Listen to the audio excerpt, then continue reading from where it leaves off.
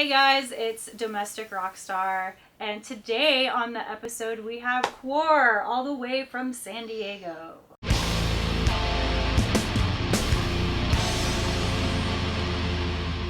Thank you guys for coming into my tight little office and having a chat with me. So first I want you guys to introduce yourselves, what kind of music you play, and where you're from. Well, we just said San Diego, but where you're from originally, I guess.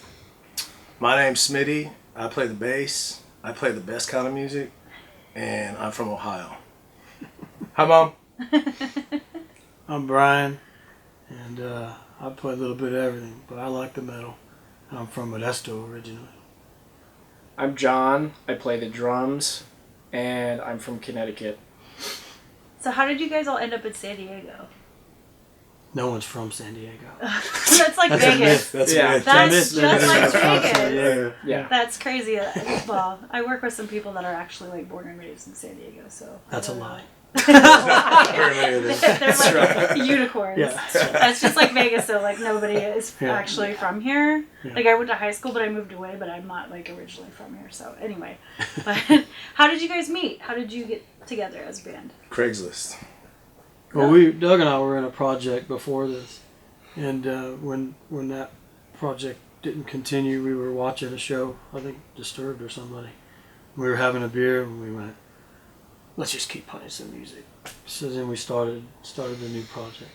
Cool. Yeah. Cool. Then you found him on Craigslist? I kind of came into the picture later. Yeah, I was in a band, and we were doing some touring stuff, like primarily like West Coast, Midwest area, and then it ended up just not being a thing anymore.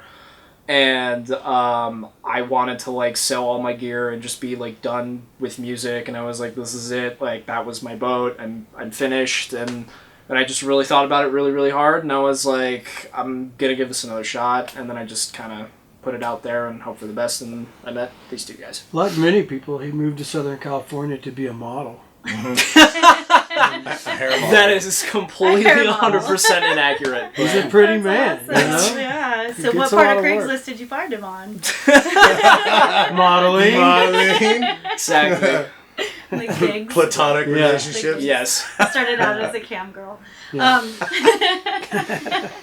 It's funny, I think that in all of the years that I've been doing this, I've watched so many people, like, one band breaks up and they want to give it all up. They want to be done. And then they find something else that pulls them back in. So that's good. You're young, so, yeah. Ish. You're young. So you guys just are still kind of on tour. Mm-hmm. Where were the places that you got to play this tour?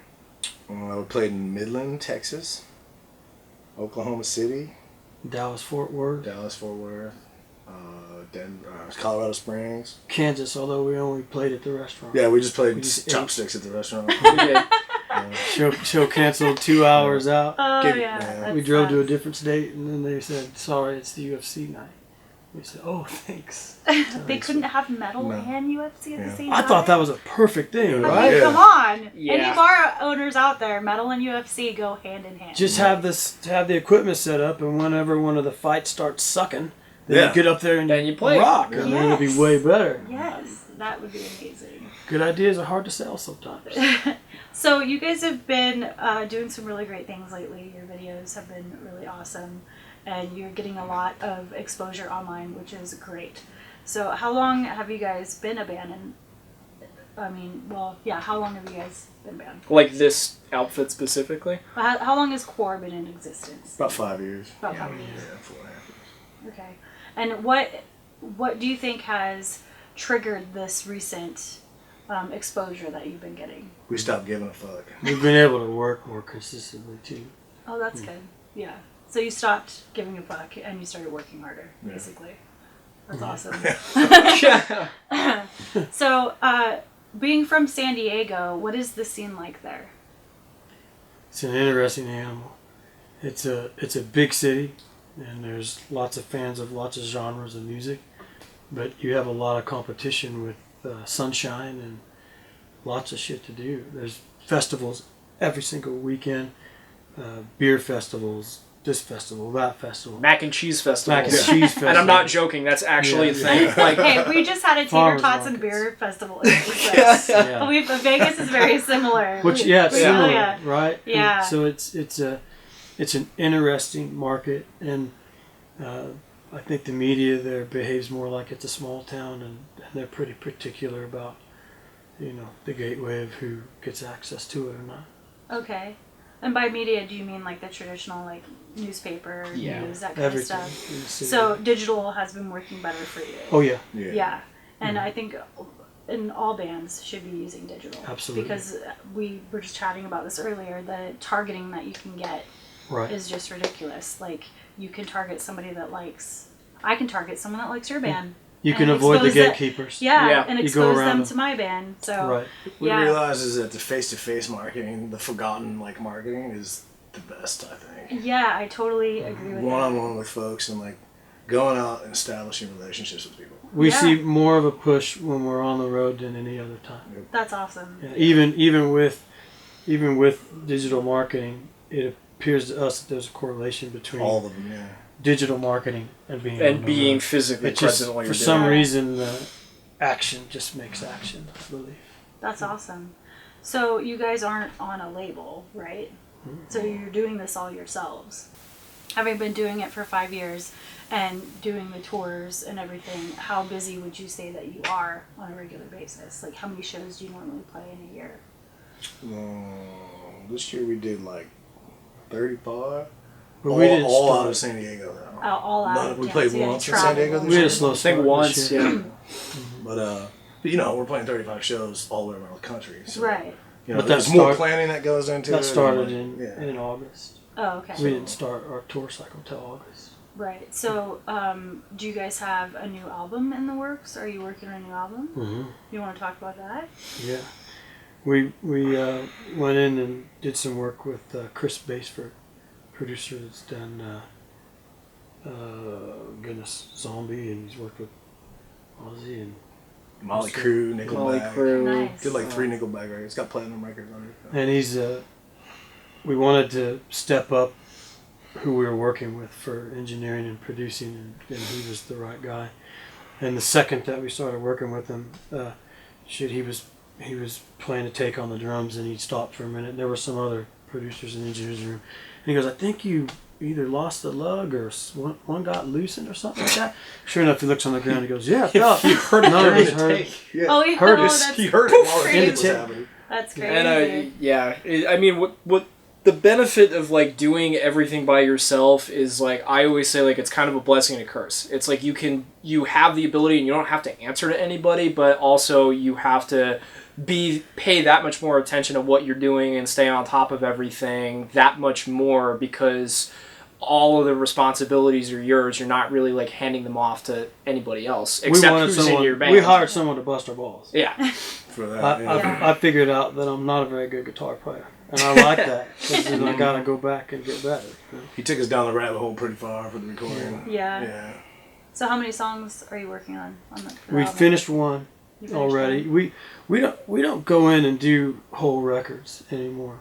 It just doesn't work for the way our brains work. So we'll go in and we'll do small batches sometimes. But we've even started contemplating not even putting out full records anymore. Just do a single every couple months or 3 months, Yeah. and do a video with it. And do some so other that you have more content, content yeah. along with the Yeah, more it's art all with the about art. content and getting it to the right people. Yeah. Yeah, my band believes in that too. I strongly believe in that. We'll do 4 or 5 songs on an EP at most, and then release it. Because the one time we did a full length, it didn't work out for us as well as when we have smaller sections. Yeah. Leave them wanting more is one of the pieces of advice that I give to bands. Leave them wanting more. And it gives you time to develop songs, because I think, historically, you'd rush these fucking records out, and very few bands put out 10 great songs. Very few, especially under the gun. And you'd have a couple singles, and then go ahead and make what you want. Well, with this, there aren't any bad songs. Just put them back in the lineup and work them till they're good. Every idea is a good idea. It just, some of it needs a little bit more work to get it to where it needs to be, I think. And imagine if other people if you put the same amount of effort you put into pushing an EP, but you put into pushing one song times 5 songs. over the year time span too. So Yeah. it's a new thing for us. We're doing it. We're trying it out. Yeah. See what happens. Well, I hope you guys have good luck with that. That's awesome. Yeah, and if it's a shitty idea, we can do a new idea. Do something else, yeah, whatever. That's one way to look at it too. It doesn't matter. So on this tour that you guys have had, any crazy stories? Anything weird you want to share? I got a few. I'll tell you. Should we list off all we were the in people? Cave of the Winds. I'll give you the innocent one. Maybe these guys would like to give you another one that's not so innocent. But we were in Cave of the Winds, and this mom, because I got kids, so it's pretty funny. And the mom walks out. She's like, come here. We were in the cave, like down in this cave, like 100 feet. Started the tour. There's like 20 people. There's a cave guide, and the mom was like, "Come here, pumpkin." He's like, "I didn't know pumpkin." And then he just kept saying. But he went on the whole way. He was pissed about being a pumpkin. He was mad. Kid was like 6. Pumpkin. That's funny. That's awesome. Any good short stories you want to share, Brian? Of this tour, Or any tour in general. yeah, I will. Yeah, that's a good Damn one. it, that was gonna be mine. Yeah, that's probably better. You tell that one. We meet so many crazy people out there, man. Like This is kind of a long one, but I'll make it as short as I can. In August, we went through Toledo. We got to go to his hometown. And we stayed at their family's lake house. We had a couple nights off in Michigan. And the time before, when he took his family there was this ancient dinosaur park that was like a family park back in the 70s or something, I think. Yeah, like not. Yeah. Well, now it's abandoned and it's overgrown. Like the forest has retaken it. It looks like this crazy Jurassic Park in there. That's So awesome. one of the things when we went there, I'm like, oh, dude, you have to take me to this. You should have filmed a video there. We did. We We got a bunch. Yeah. No, I mean like a music Yeah. We did lots of. So our friend Ed, his childhood friend, he drove us over there, and we drove there in a retired police car. Well retired. Well retired. And when we pulled up, it says, don't park here, don't come in here. And Trespassing. of course, we're like, there's no gate, so we just parked the car. We walk in there. We're having just a great time. We're taking pictures of dinosaurs. There was even a couple knocked over, and so we graciously lifted them back up to their former grandeur. And which was a sight in itself. As we start to walk out, Doug and I are going through a more dangerous section of it because we wanted to get a better shot of this T-Rex. And you had to walk over this old foam that fell down because it was a huge volcano. Well, we looked down because the guys didn't want to go the treacherous path. So they're walking down. Well, a police officer pulls up. And we're like, oh. So the first thing was, well, should we just wait up here and see us? We're like, nah, we got to all bite this bullet, So we come walking down, but not before getting our photos with the T-Rex. Yeah, we took our time. We lollygagged down, and then the cop looks at us, and we're like, hey. I'm really sorry for the inconvenience, man. And I had a bag with my garbage on. We packed out what we packed in and all that. He's like, oh, it's fine. So then my friend Eddie looks at us and says, well, looks like you guys are going to get to go home today, but I'm going to jail. We're like, hey, what are you talking about? Going to jail. I'm going to jail, guys. He had some warrant things that he thought he had cleared up, but he hadn't. Who knows what he did. So anyway, the cop comes back and he says, do you guys have $600 between the group? And I was like, is this a payoff? This is awesome. So we start checking. We're like, no. And I go, is there an ATM nearby? He goes, yeah, we could probably do that. So at this point, I'm thinking, wait, this is crazy. He's like, but you're going to have to ride in the back of my car. So he put Ed in the back, cuffs him and puts him in the back. And then we follow him in a cop car, follow in a cop car, gas station. pull to this market, walk inside with the police officer, go to the ATM. Girls at the counter like staring at us. We're all pulling out money. So I gave him an extra $100. He gave him like 200 something, and then Ed got the rest of the money out. When we went out, then the guy looks at Ed and he says, Ed, you don't have to go back in the car. As long as you promise you're not going to run off. And then he pauses for a minute and he goes, because I'll have to tase you. And your friends will laugh. And I was like, whoa. We will laugh. He was an exceptionally calm police officer, and I think those are the ones that you don't fuck with those guys, So he come back over, and then somebody in the group goes, are we going to get a receipt for this? He's like, oh yeah, it's bail money. Yeah. So then while we're standing there, Ed says, damn it, they went my tattoo money. And I go, well, because we had some time. And I go, what tattoo are you going to get? He goes, I want to get an eagle. And I go, well, that seems pretty normal, man. Why don't you get something that has a story, like, get a T-Rex on there. And then we just started adding on and put to some it. trumps in his mouth. Handcuff The $20 bills, because we just paid the cop a bunch of trumps. So put the trumps in his mouth, and then Doug goes, yeah, put the handcuffs around his little hands. So we're joking and laughing about it, and Doug goes, if you do that, you don't have to pay me back $200. And I go, I'm on that. No, you don't pay me back the money. So we laugh about it.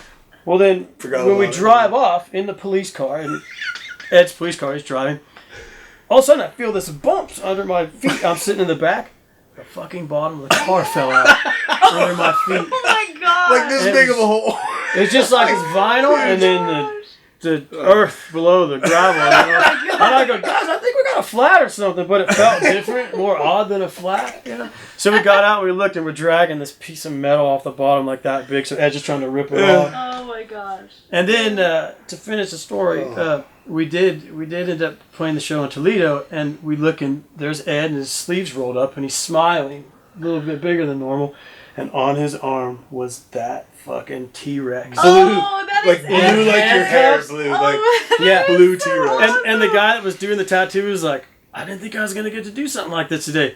I won't even charge you for the ink, for the colored ink, because he was just gonna do it black and white. And the guy goes, no, let me do a good job on this. That's It's so actually a really great awesome. tattoo. It says Quor on the bottom of it. Yeah, and he got the band name Yeah, he tattooed. put the Oh, band that's name on it. awesome! Yeah. That is the most epic story. That is so great. That's Ed. That love is Ed. so Yeah. great. I love you, Ed. We love you, Ed. You're the best.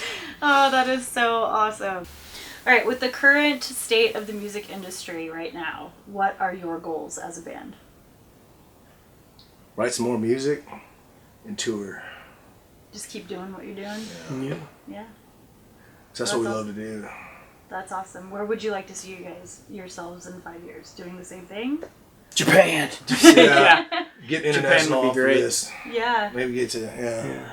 Let's that's do that. awesome. That's a goal. Cool. Let's go to Japan. I played a couple of 2020. acoustic sets over there, and it was glorious. Oh, really? I got off the train at the Shibuya, which is like Times Square, New York, and I looked up, and it was Manowar on the billboard in what would be like downtown New York, you know, and then Oh, Avenged wow. Sevenfold, and then like fancy purses, and I was like, holy shit! And I just sat down on a park bench and I watched it for like a half hour, just on repeat. I Oh, that's was like, this is a great awesome. place. Yeah, I think that's one of our goals too. We'd love to like get out of the United States. We have some friends that do really well in Europe, and they were doing it without a label too. Nice. So they found other bands that they could network there with, and like instead of bringing all their gear, they would just bring their heads and their Right. guitars, and then they would use everything else that was there. I think that's how you have to do it. Yeah. I like some festivals too.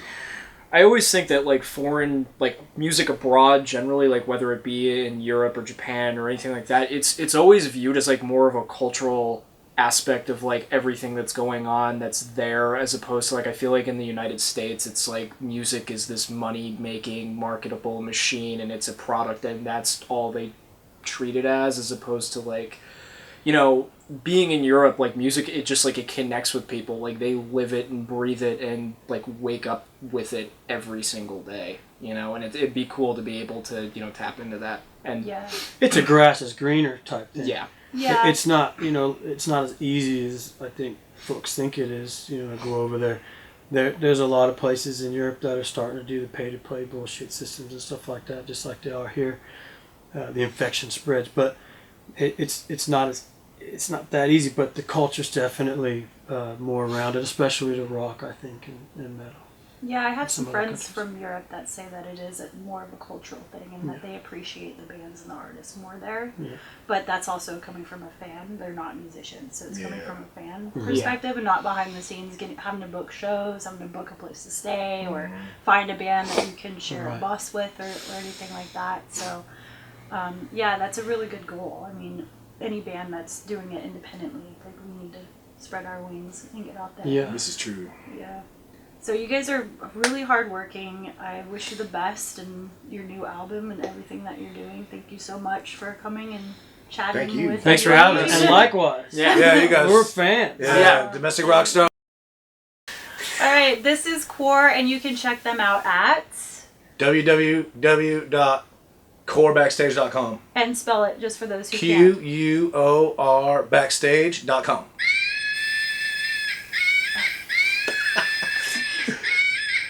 Mako Monkey approves. Awesome. Thank you.